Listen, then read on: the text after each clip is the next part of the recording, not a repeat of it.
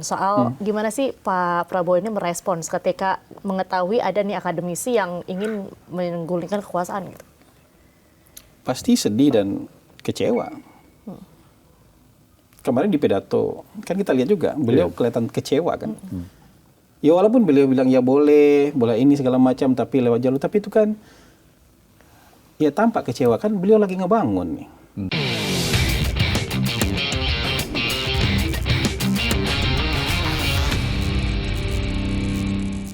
Ngomongin soal demokrasi nih, Bang. Kalau Abang lihat di Indonesia sekarang ini di 2026, level demokrasi kita itu sudah seperti apa sih, Bang? Saya nggak tertarik ngomong level demokrasi. Buat apa ngomong level demokrasi? Level demokrasi Israel di atas Indonesia loh.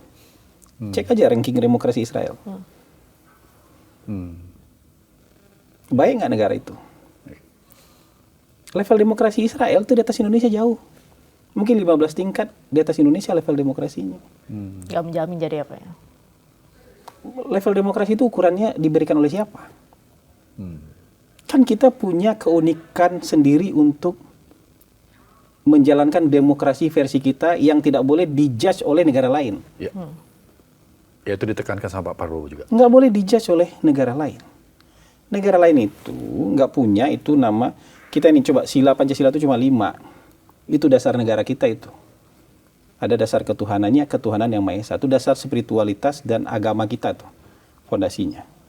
Internasionalismenya kita dirubuskan dengan kata-kata ini internasionalisme.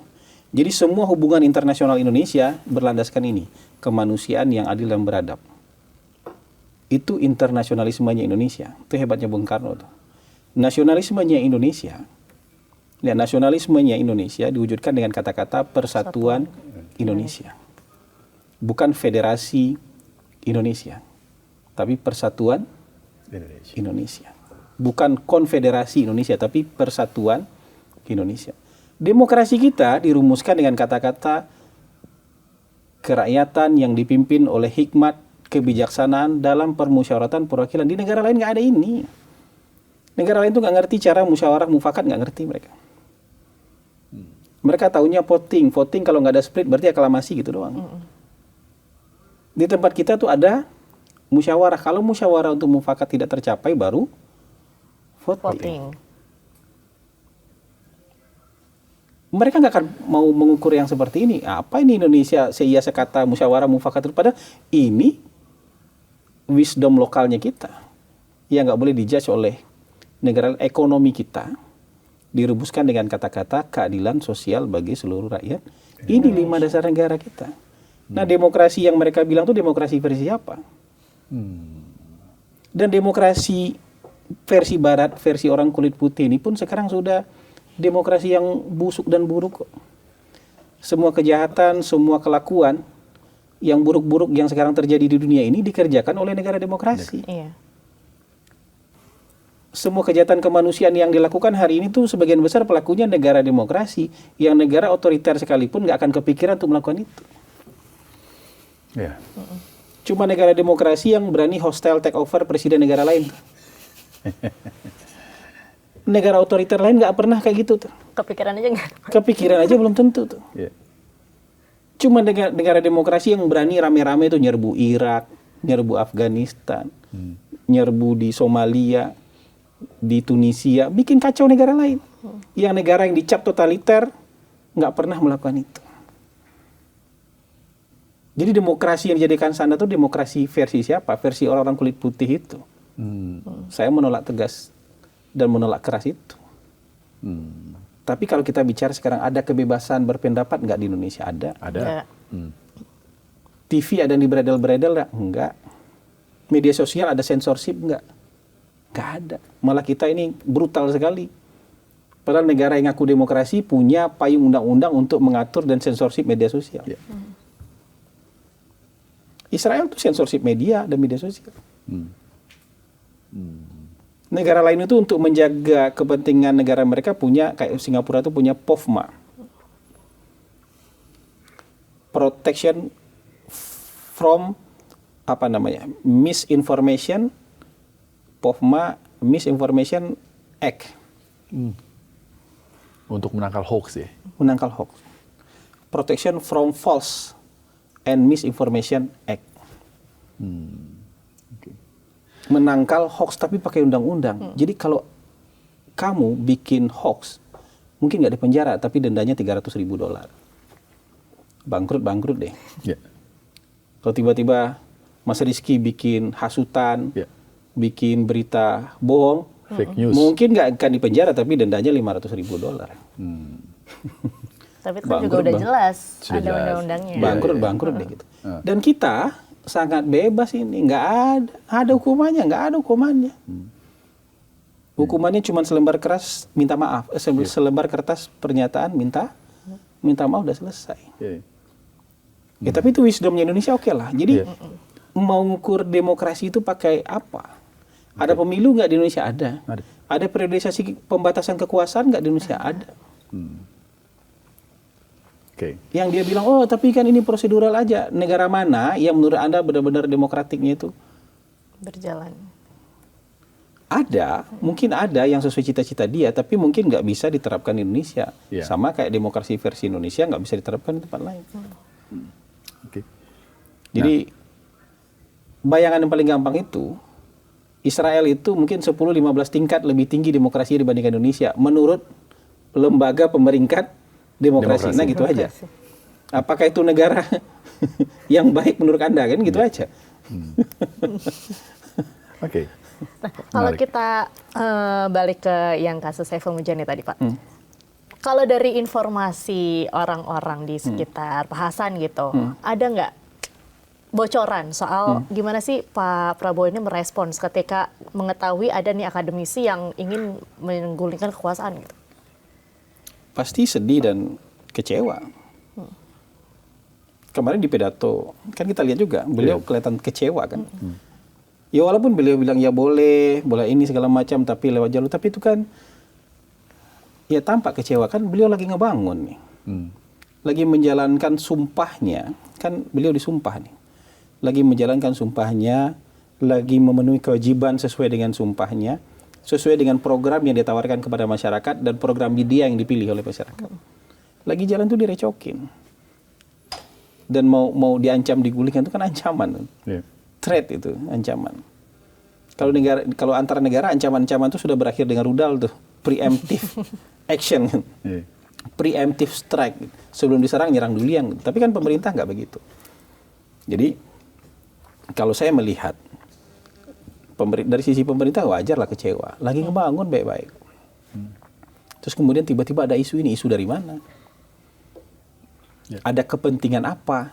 Atau kepentingan siapa? Kok nggak sabar sampai pemilu 2029? Kepentingan siapa? Yang dibawa itu kepentingan siapa? Kepentingan rakyat? Rakyat yang banyak apa rakyat yang sedikit? Atau jangan-jangan kepentingan kalian 20 orang itu aja? 19 orang. 19 orang, kan 20 sama fotografer. Iya. Gitu. Baik.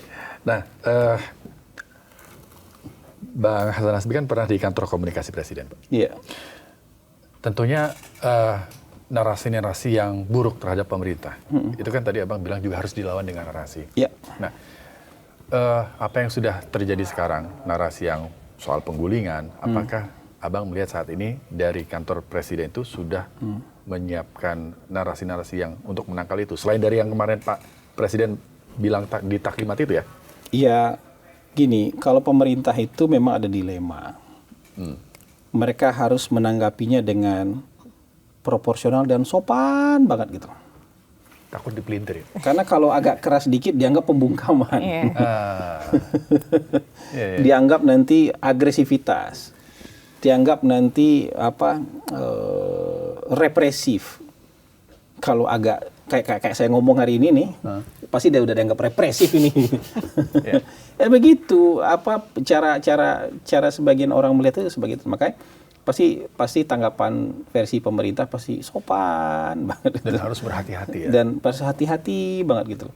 Nah, bedanya di sana pakai rudal, pakai javelin, pakai RPG, di sini cuma pakai pistol air. Cuma damin. Jadi Kan harus sopan banget kan gitu. Harus sopan banget. Jadi nggak imbang. Makanya sebenarnya penting juga buat orang-orang seperti saya misalnya yang berposisi di luar pemerintahan tapi mendukung pemerintah untuk ikut bersuara, untuk ikut meluruskan bahwa ini nggak bisa, untuk ikut menjelaskan apapun itulah termasuk hal ini yang dari sisi pemerintah dengan bahasa yang lebih lugas, dengan bahasa yang lebih terus terang, supaya apa? Supaya pesannya sampai. Kadang-kadang kan kalau halus-halus itu ini daya dorongnya nggak jauh kan? Misalnya serangannya dilihat oleh 5 juta orang.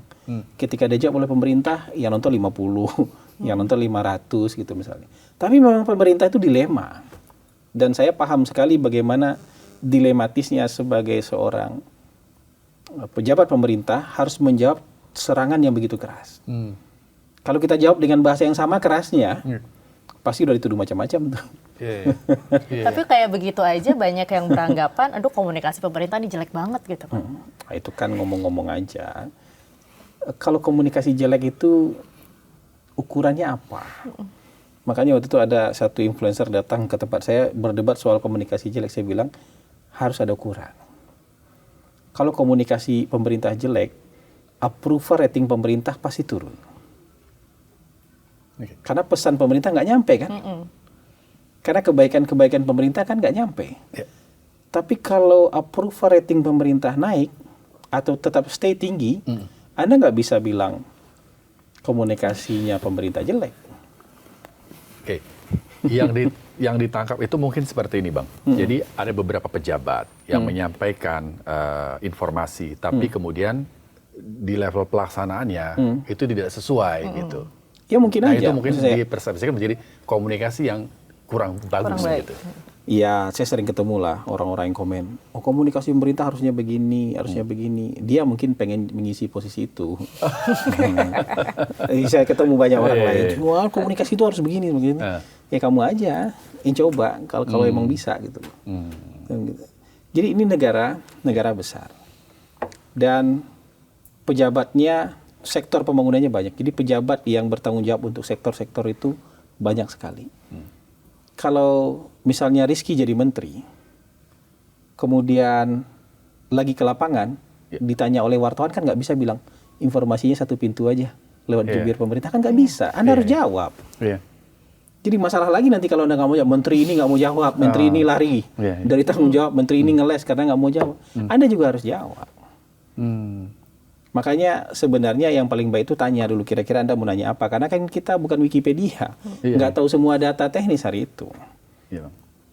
Jadi, tapi kalau misalnya bahwa menteri teknis boleh jawab, kemudian juru bicara pemerintah di kantor presiden juga bisa menjawabnya, itu kan bagus. Jadi nggak cuma satu pintu, nggak cuman memang mungkin gini, kita harus tahu juga, nggak semua orang itu expert soal menyampaikan opini.